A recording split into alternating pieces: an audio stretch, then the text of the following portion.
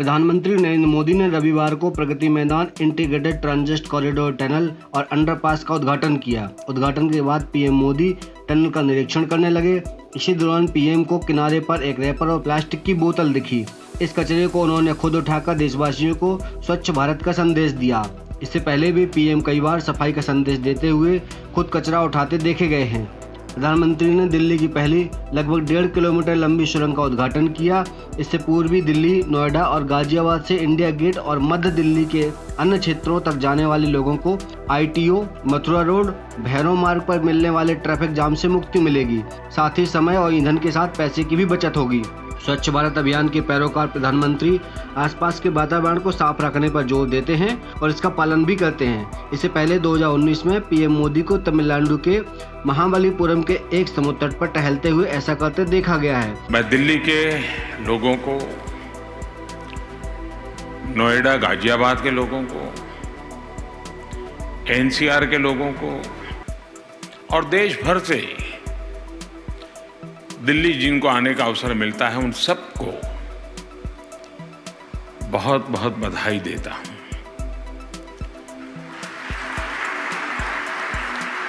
आज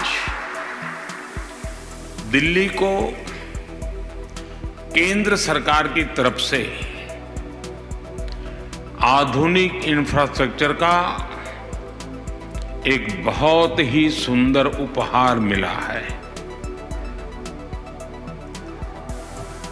अभी जब मैं टनल से गुजर रहा था तो मन में बहुत सी सारी बातें आ रही थी। इतने कम समय में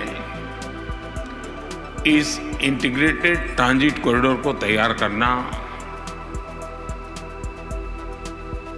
जरा भी आसान नहीं था। जिन सड़कों के इर्द गिर्द ये कॉरिडोर बना है वो दिल्ली की सबसे व्यस्ततम सड़कों में से एक है। हर रोज लाखों गाड़ियां गुजरती हैं और ये जो टनल बनी है उसके ऊपर तो 7 रेलवे लाइंस गुजर रही है। इन सारी मुश्किलों के बीच कोरोना धमका, उसने एक नई परिस्थितियां पैदा की और हमारे देश में ऐसे कुछ भी काम करो तो जुडिशरी के दरवाजे खटखटाने वालों लोगों की भी कमी नहीं है। हर चीज में अड़ंगे डालने वाले होते होते ही है। अनेक मुसीबतें पैदा होती हैं देश को आगे ले जाने में। इस प्रोजेक्ट को भी वैसी कठिनाइयों से गुजरना पड़ा, लेकिन ये नया भारत है, समस्याओं का समाधान भी करता है, नए संकल्प भी लेता है और उन संकल्पों को सिद्ध करने के लिए अहरनिश प्रयास करता है।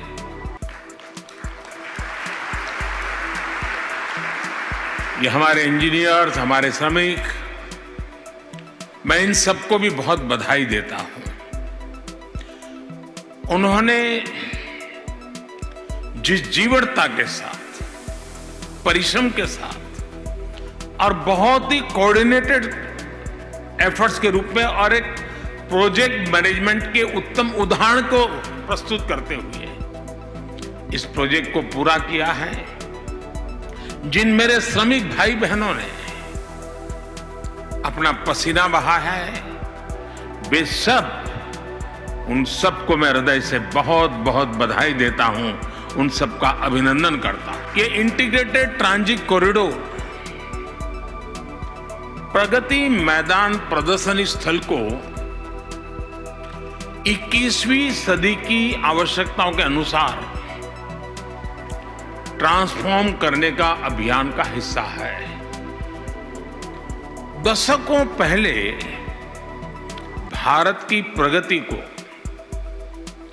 भारतीयों के सामर्थ्य, भारत के प्रोडक्ट्स, हमारी संस्कृति को शोकेस करने के लिए प्रगति मैदान निर्माण हुआ था।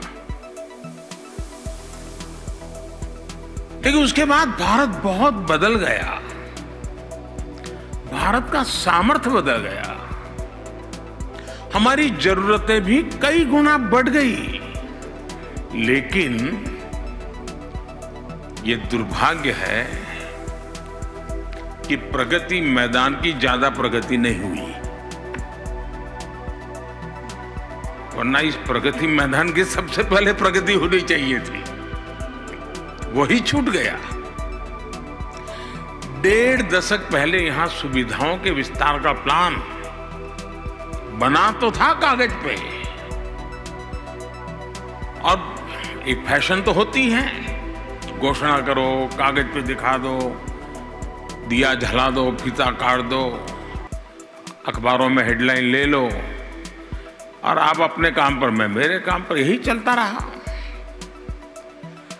देश की राजधानी में विश्व स्तरीय कार्यक्रमों के लिए स्टेट ऑफ द आर्ट सुविधाएं हो,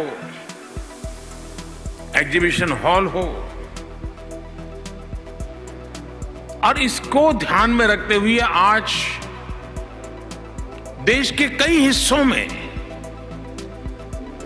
इन बातों को ध्यान में रखते हुए भारत सरकार निरंतर काम कर रही है। हमारे इस दिल्ली में ही द्वारका में बन रहा international convention and expo centre और प्रगति मैदान में रीडेवलपमेंट प्रोजेक्ट, ये अपने आप में एक उदाहरण बनने वाले हैं। पिछले वर्ष मुझे यहां 4 प्रदर्शनी हॉल के उद्घाटन करने का अवसर मिला था, और आज कनेक्टिविटी की इस आधुनिक सुविधा को लोकार्पण हुआ है। केंद्र सरकार द्वारा कराए जा रहे आधुनिक निर्माण देश की राजधानी की तस्वीर बदल रहे हैं और उसे आधुनिक बना रहे हैं।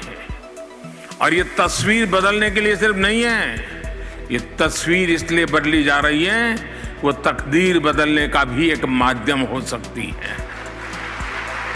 प्रगति मैदान के आसपास का ये पूरा क्षेत्र दिल्ली के सबसे व्यस्त क्षेत्रों में से एक है। सालों साल यहां लोगों को ट्रैफिक की गंभीर समस्या से जूझना पड़ा है।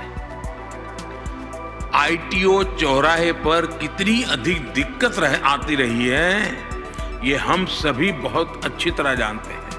और मेरे जब कार्यक्रम बनते हैं तो मैं 50 बार सोचता हूं, मेरे एसपीजी वगैरह को कहता हूं कि भाई या तो सुबह 5 बजे मुझे निकाल दो, लोगों को परेशानी ना हो, या रात को देर से निकालो वहां से, दिन में मेहरबानी करके उस रास्ते से मत ले जाइए, लोग परेशान होते हैं। मैं जितना बच सकूं बचने की कोशिश खुद करता रहता हूं, लेकिन कभी कभी मजबूरियां हो जाती हैं। आज ये रचना के कारण ये जो 1.5 किलोमीटर से अधिक लंबी सुरंग बनी है, ये जो टनल बनी है, इससे पूर्वी दिल्ली, नोएडा और गाजियाबाद की तरफ से रोजाना आने जाने वाले हजारों साथियों को बहुत बड़ी राहत मिलेगी। इस इंटीग्रेटेड ट्रांजिट कॉरिडोर से दिल्ली के लोगों का समय बचेगा, गाड़ियों का ईंधन बचेगा। अभी मुझे प्रेजेंटेशन दे रहे थे, उसमें बताया था 55 लाख लीटर पेट्रोल की बचत होने वाली है। यानी ये नागरिकों के जेब में पैसे बचने वाले हैं।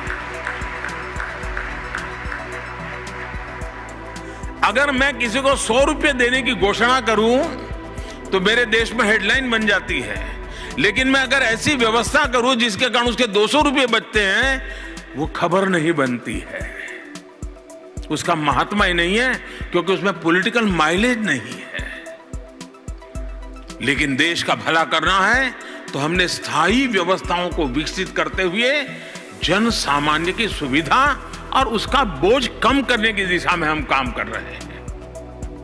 अब ट्रैफिक जाम बचेगा, दिल्ली का पर्यावरण भी बचेगा। हम आराम से कह देते हैं टाइम इज मनी, बड़ी सरलता से कहते हैं। अब ये टनल बनने से कारण टाइम बचेगा तो कितना मनी बचेगा ये भी तो सोचना चाहिए। लेकिन कहावत के लिए टाइम इज मनी ठीक है, लेकिन यहां भारत सरकार की इस योजना से टाइम बच गया तो मनी बच गया, वो बताने के लिए कोई तैयार नहीं है। यानी हमने सोचने के तरीके को भी, हमारे पुरानी आदतें, पुराने बॉक्सेस में चीजें डाल डाल करके देखने के बजाय बाहर आने की जरूरत है। एक अनुमान है कि जितना इस कॉरिडोर की वजह से प्रदूषण कम होगा, वैसा करने के लिए, जैसा हमारे पीयूष भाई ने बताया, 5 लाख पेड़ से जो मदद मिलती है, वो मदद इस टनल के कारण मिल जाने वाली है।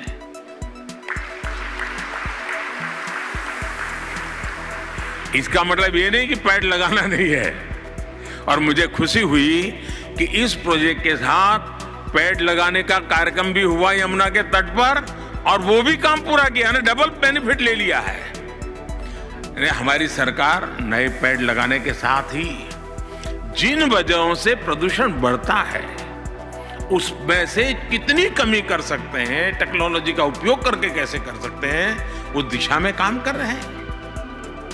अभी हाल ही में भारत ने पेट्रोल में 10% इथेनॉल की ब्लेंडिंग के लक्ष्य को प्राप्त किया है। ये बहुत बड़ा अचीवमेंट है जी। भारत की रिक्वायरमेंट का 10% इथेनॉल, गन्ने से बना हुआ, वेस्टेज में से बना हुआ इथेनॉल आज हमारी गाड़ियां दौड़ा रहा है, हमारी गति को ताकत दे रहा है। और ये भी काम हमने, हमारा जो टारगेटेड टाइमिंग था उससे भी पहले कर दिया, कई महीने पहले पूरा कर दिया। पेट्रोल में इथेनॉल ब्लेंडिंग का ये अभियान हमारे प्रदूषण कम करता है, हमारे किसान की आय को भी मदद करता है, क्योंकि उसका जो वेस्ट है वो यहां से बेस्ट उपयोग में आ रहा है। साथियों, आज देश पीएम गति शक्ति नेशनल मास्टर प्लान के विजन पर चलने पर, उसके कारण आधुनिक मल्टीमोडल कनेक्टिविटी का बहुत तेजी से निर्णय प्रक्रिया बढ़ रही है। मैं अभी धर्मशाला में था, देश के सभी राज्यों के मुख्य सचिवों से मेरा मिलना हुआ, और मेरे लिए इतना सुखद आश्चर्य था जब राज्यों के मुख्य सचिव ने गति शक्ति का महात्म्य जिस प्रकार उन्होंने समझा, जिस प्रकार से उन्होंने उपयोग किया है, और बड़े से बड़े प्रोजेक्ट का प्लानिंग वो बता रहे थे कि साहब जिस काम में हमें 6-6 महीने लगते थे, इस गति शक्ति की टेक्निकल व्यवस्था के कारण, कोऑर्डिनेशन के कारण, प्रोजेक्ट ओरिएंटेड अप्रोच के कारण 6 महीने का काम 6 दिन में होने लगा है।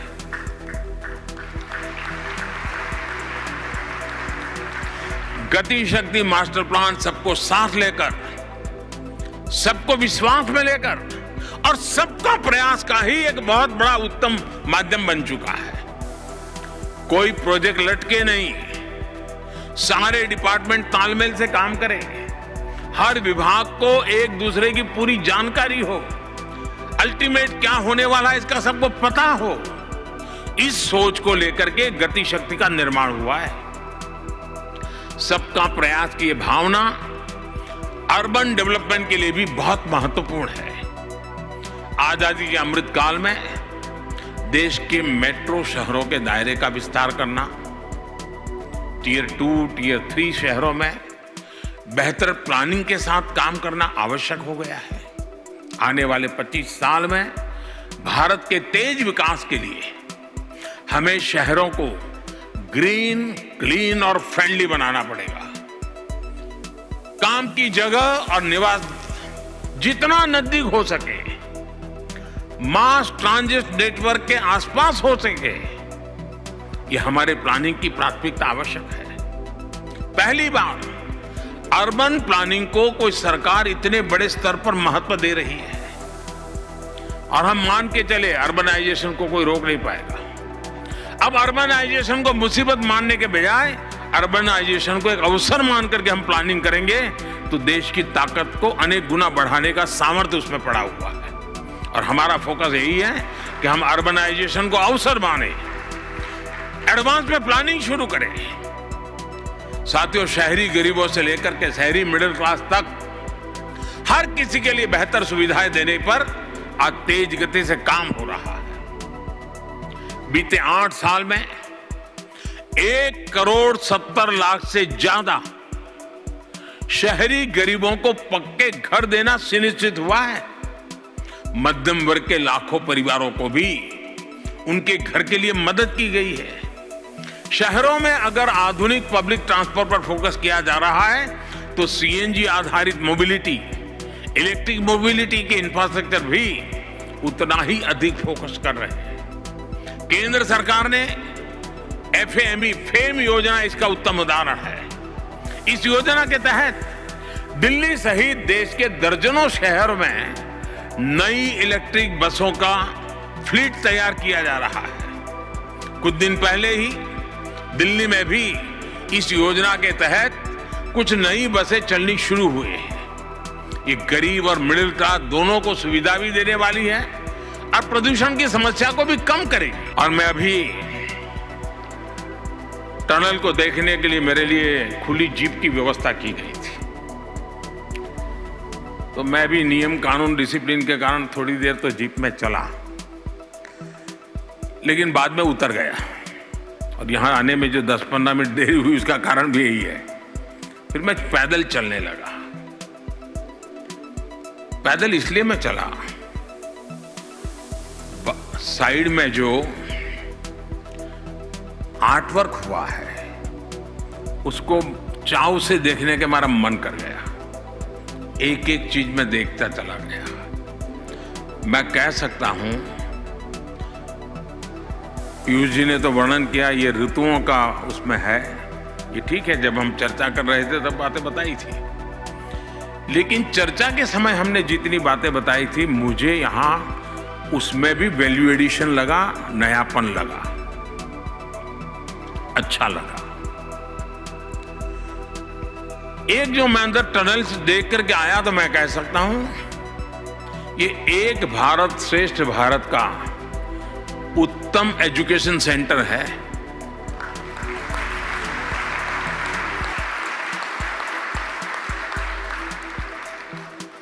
मैं नहीं जानता हूं दुनिया में कहां क्या होगा, लेकिन ये देखने के बाद मैं कह सकता हूं शायद टनल के अंदर कहीं पर भी इतनी लंबी आर्ट गैलरी नहीं होगी, इतनी बड़ी लंबी आर्ट गैलरी बन गई है।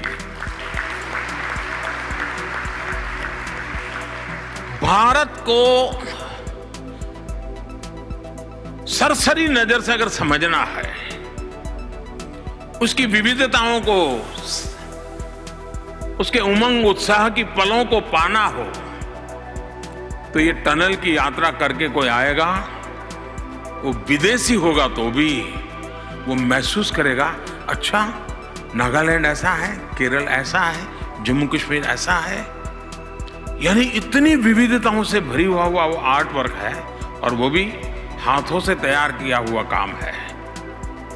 ये सब देखने के बाद मैंने जो भाषण दिया अब तक, उससे मैं थोड़ा विपरीत सुझाव देना चाहता हूं। मैं नहीं जानता हूं एक्सपर्ट लोग मेरे इस सुझाव को कैसा लेंगे।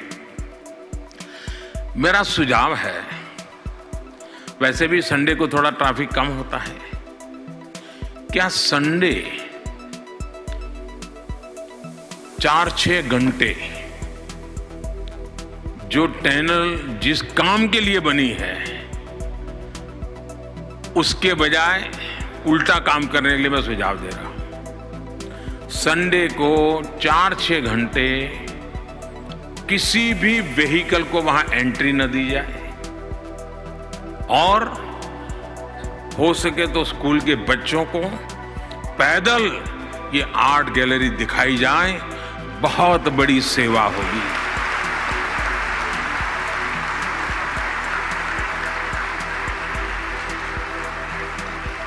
और मैं तो कहूंगा विदेश मंत्रालय को कि सबसे पहले यहां जो एम्बेसडर्स हैं, उनके मिशन हैं, सारे मिशन के लोगों को ले जाइए और इस टनल में पदयात्रा कराइए। वहां जाते ही पता चला, हाँ ये गांधी जी आए, पता चलेगा हाँ ये कुछ भगवान कृष्ण से जुड़ी हुई कुछ चीज है। यहां देखते ही पता, हाँ ये असम के नृत्य दिख रहे हैं, इसके साथ साथ अच्छी टेक्नोलॉजिकली ऑटो पायलट ईयरफोन के द्वारा गाइड की व्यवस्था भी हो सकती है। और कभी कभार तो भले कम क्यों न 10 पैसा क्यों न हो, लेकिन टिकट करके लोगों को भेजेंगे तो उसको फालतू लोगों का जाना आना भी बंद हो जाएगा और सही तरीके से उपयोग होगा, उसका काउंटिंग भी होगा।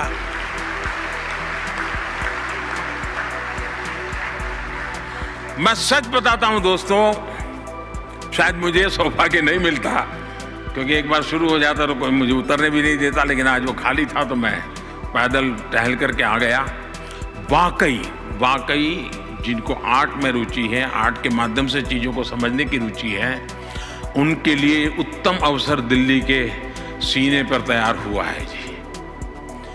कुछ प्लान किया जाए, इसका विशेष। और दुनिया में, मैं जब गुजरात में था तो मैंने कुछ दिन एक प्रयोग किया था, लंबा तो मेरा नहीं चला।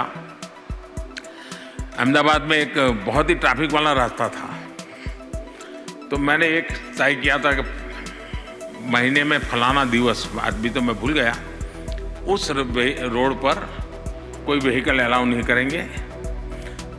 वो रोड बच्चों के लिए होगा, एवरी चाइल्ड मैटर्स। वो बच्चे उस पर क्रिकेट खेलना है तो फिर उसको लगना चाहिए, मेरी भी तो इस शहर में कोई औकात है, उसको लगना चाहिए।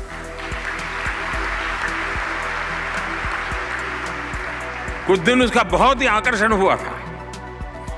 जो रोड भरा भरा रहता था, वह बच्चों को खेलने का मौका मिले तो उनका मन भर जाता है। मैं मानता हूं सप्ताह में एक दिन जब ट्रैफिक कम होता है, हो सकता है संडे मिल जाए, 4-6 घंटे इसको प्योरली पैदल चलने के लिए एक बड़े अभियान के रूप में चलाया जाए। और वीआईपी लोग पैदल चले। मैं तो कहूँगा जब पार्लियामेंट शुरू होगी तो मैं सब एमपीज को कहूँगा कि परिवार के साथ अगर ये योजना बनती है तो जरा पैदल टहल करके आ जाइए। और इसकी शुरुआत करनी है तो जो आर्ट क्रिटिक राइटर्स होते हैं, मीडिया के आर्ट क्रिटिक जो राइटर्स होते हैं, उनको एक दिन स्पेशल कार्यक्रम करके ले जाइए। मैं पक्का मानता हूं वो कुछ तो अच्छा लिखेंगे ही लिखेंगे। इस बात को सही जगह से पहुंचाने के लिए अच्छा काम हुआ है जी, इसका हम उपयोग करें।